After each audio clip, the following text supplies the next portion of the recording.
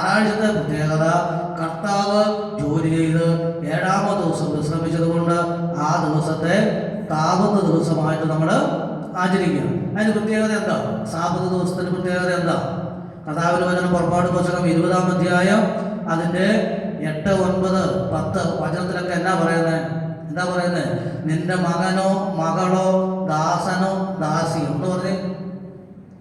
നിന്റെ മകനോ മകളോ ദാസനോ ദാസിയോ പരദേശിയോ പണിയാൻ പാടില്ല. ആര് പണിയാൻ പാടില്ല?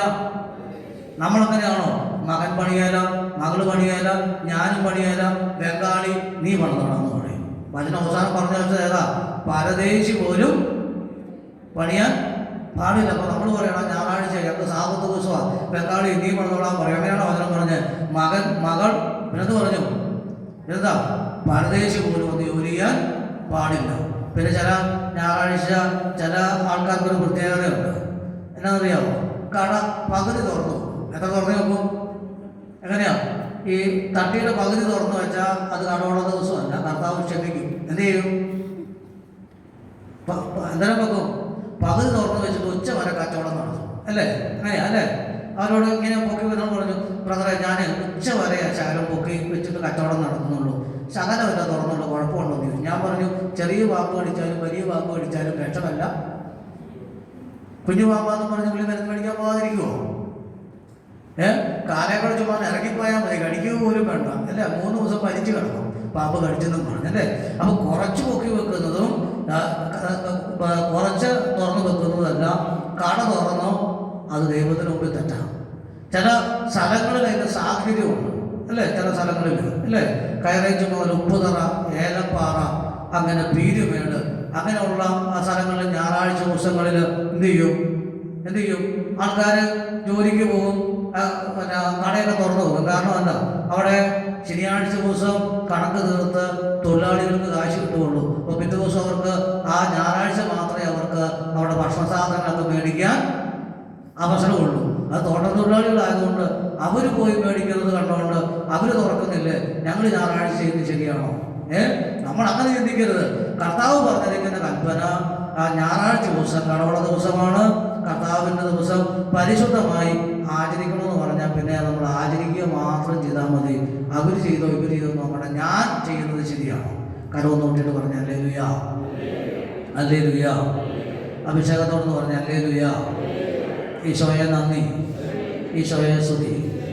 ഞായറാഴ്ച 7:15 നമ്മുടെ വിശുദ്ധ ബലിയിൽ നമ്മളെപ്പോൾ വീട്ടിൽ നിന്ന് ഇറങ്ങും? അപ്പോൾ 7:15 നമ്മളെപ്പോൾ ഇറങ്ങും?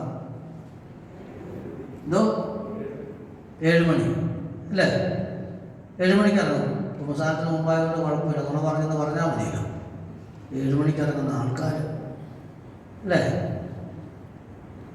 7:15 ബസ് അതിലെ പോകുമെന്ന് പറഞ്ഞാൽ നിങ്ങൾ 7-ന് വെയിറ്റിട്ടുണ്ടെന്ന് പറഞ്ഞാൽ ഞാൻ വിശ്വസിക്കും. 7:15 ബസ് വന്ന് അതിലെ പോകും. നിങ്ങൾ എപ്പോൾ ഇറങ്ങി വെയിറ്റിട്ട് നിൽക്കും? എപ്പോൾ നിൽക്കും?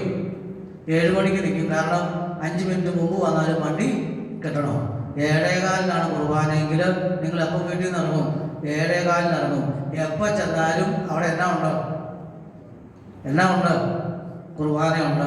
അങ്ങനെയല്ല, നമ്മുടെ ഞായറാഴ്ച ദിവസം എന്ത് ചെയ്യണം? മുഴുവൻ കുർബാനയിൽ പങ്കെടുക്കണം. അത് ഇടവക പള്ളിയിൽ തന്നെ കൂടണം. അവിടെ കൂടണം, ഇടവക പള്ളിയിൽ. ബാക്കി പള്ളികളൊന്നും പോകരുതെന്നല്ല. ഇട ദിവസങ്ങളിൽ യൂദാശ്രീയുടെ പള്ളിയിൽ പോകാം, അതുകൊണ്ട് ചൊവ്വാഴ്ച ദിവസം നമുക്ക് മാതാവിൻ്റെ പള്ളിയിൽ പോകാം.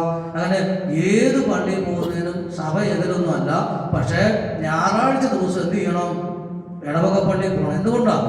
അന്നാണ് നമുക്ക് ഇടവകയിലെ ഇടയലേഖനം വായിച്ചുകൊണ്ട് നമുക്ക് എന്തെങ്കിലും രൂപതയുടെ അറിയിപ്പുണ്ടെങ്കിലും ഇടവകയുടെ അറിയിപ്പൊക്കെ കിട്ടുന്നുണ്ടെങ്കിൽ അതൊക്കെ എന്നാ? ഞായറാഴ്ച ദിവസമാണ്. അത് ബാക്കി ഏത് ദിവസം നമ്മൾ പോയാലും ഞായറാഴ്ച ദിവസം നമ്മുടെ ഇടവക പള്ളി തന്നെ നമ്മൾ എന്ത് ചെയ്യണം? പള്ളിയിൽ പോകണം. കരവൊന്ന് നോക്കിയിട്ട് പറഞ്ഞാൽ ഹല്ലേലൂയ. ചില ആൾക്കാരെന്നാ ചെയ്യും? ഇടവക വികാരി അച്ഛനുമായിട്ട് വഴക്കായതുകൊണ്ട് ഞാൻ ഈ പള്ളിയിൽ പോകല, അപ്പുറത്തെ പള്ളിയിൽ പോകും അല്ലേ? ചില അച്ഛന്മാരോട് വിരോധമുള്ളതുകൊണ്ട് അവിടെ പോകുകയല്ല, വേറെ എവിടെയെങ്കിലും പോകും. അങ്ങനെ പോയതുകൊണ്ട് കാര്യമുണ്ടോ? നമുക്ക് തിങ്കളാഴ്ച പോകാൻ ചൊവ്വാഴ്ച ഇതൊക്കെ ശരിയാ. നമ്മൾ മരിച്ചു കഴിഞ്ഞാൽ ആ പോയ പള്ളി നമ്മുടെ ശവ സംസ്കാരത്തിന് സമ്മതിക്കുമോ? മനുഷ്യൻ എവിടെ അടക്കമുള്ളൂ? ഇവിടെ നടക്കുകയുള്ളൂ. ഇടവകപ്പള്ളിയിൽ തന്നെ അവസാനം വരണം. അതുകൊണ്ട് ആദ്യം മുതൽ അവസാനം വരെ നമ്മൾ എവിടെ പോകണം? ഇടവകപ്പള്ളിയിൽ പോകണം. കരമൊന്ന് കൂട്ടിയിട്ട് ചേർന്നൊരു ഹല്ലേലൂയ പറഞ്ഞേ, അഭിഷേകത്തോട് ഹല്ലേലൂയ പറഞ്ഞേ, വിശ്വാസത്തോട് ഹല്ലേലൂയ പറഞ്ഞേ, ഹല്ലേലൂയ.